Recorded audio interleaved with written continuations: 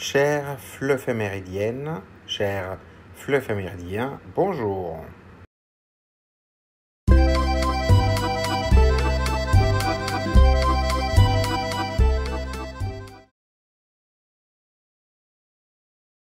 Créée en France en 1951, la Semaine nationale des retraités et des personnes âgées, plus connue sous le nom de Semaine bleue, invite à réfléchir au vieillissement, à la solidarité entre les générations et à la manière de mieux reconnaître la contribution des seniors à la vie sociale, familiale et culturelle. Voie F, destination sentier tracé. Attention au départ.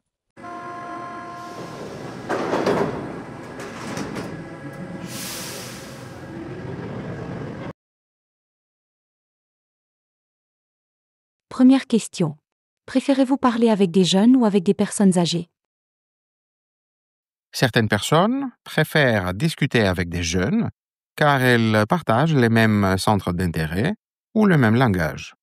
D'autres aiment parler avec des personnes âgées qui racontent des souvenirs, donnent des conseils et ont beaucoup d'expérience. Les conversations avec elles sont souvent pleines d'histoires et de sagesse.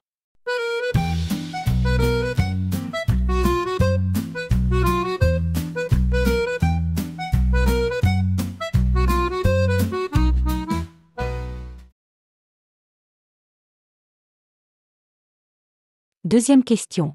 Dans votre pays, comment les personnes à la retraite passent-elles leur journée?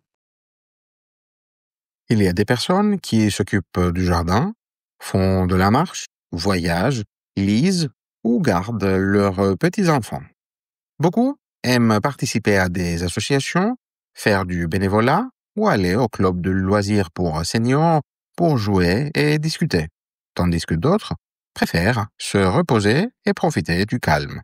Bien sûr, tout cela varie selon la personnalité, la mentalité, l'état de santé ou encore les moyens financiers.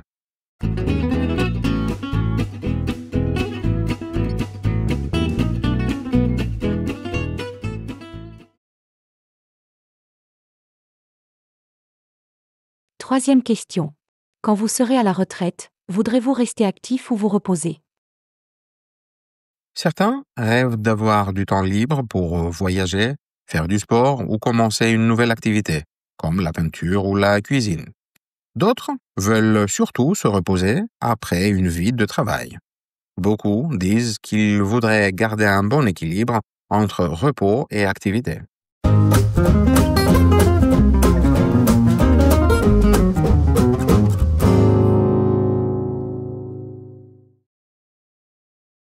Voie L, destination terrain conquis. Attention au départ.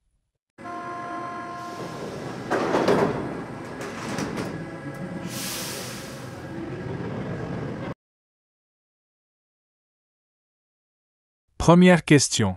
Quel rôle les personnes âgées jouent-elles dans la société? Que peut-on apprendre d'elles? Les personnes âgées transmettent des valeurs, des traditions et des savoir-faire.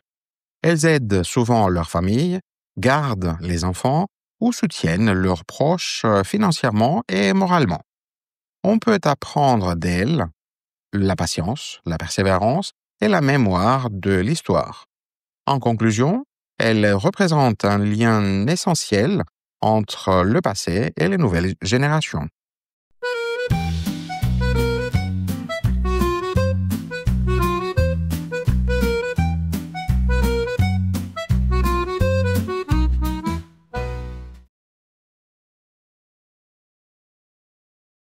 Deuxième question. Pensez-vous que les personnes âgées soient respectées dans votre pays? Dans certains pays, les personnes âgées sont très respectées.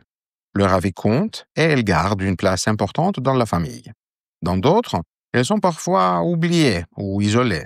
En somme, le respect dépend souvent de la culture, mais aussi de la manière dont la société considère le vieillissement, comme une force ou bien comme une faiblesse.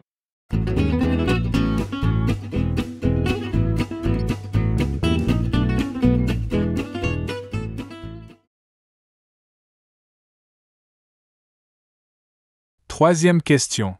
Que pourrait-on faire pour mieux intégrer les personnes âgées dans la société et améliorer leur qualité de vie?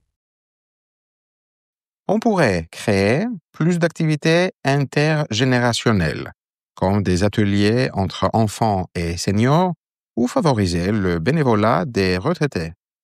Il faudrait aussi rendre les villes plus accessibles, développer des services de proximité et lutter contre l'isolement. En conclusion, la meilleure intégration passe par le lien humain et la reconnaissance du rôle social des personnes âgées.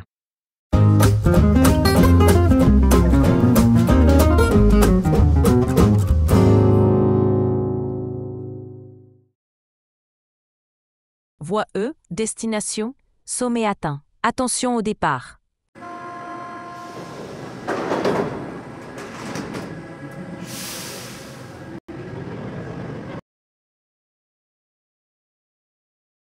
Première question.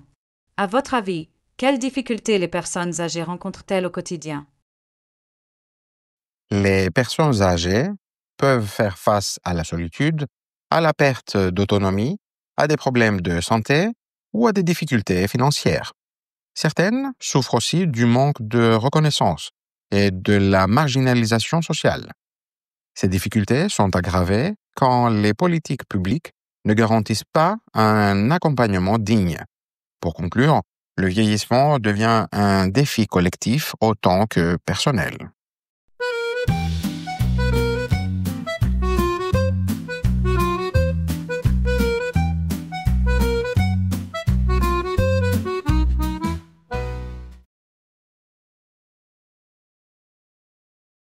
Deuxième question. Que pensez-vous du concept de vieillir chez soi par opposition aux structures spécialisées?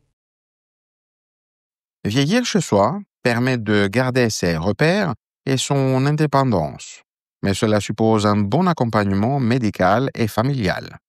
Les maisons de retraite offrent plus de sécurité, mais peuvent provoquer un sentiment d'isolement. Le meilleur choix dépend donc de chaque situation, de la santé de la personne et de ses liens sociaux. L'enjeu est de garantir la dignité, quel que soit le lieu de vie.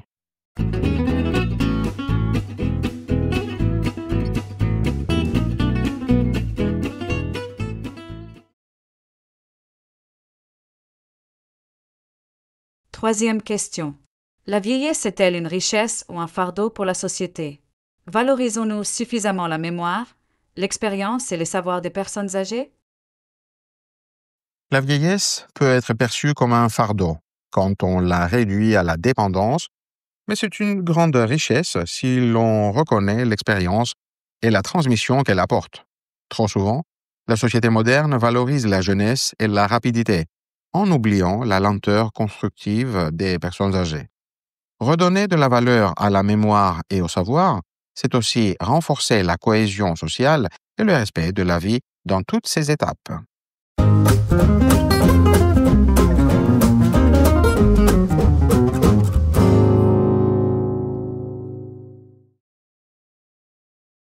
Prochain arrêt. Tu me trouves jolie, même si je suis faite de bois.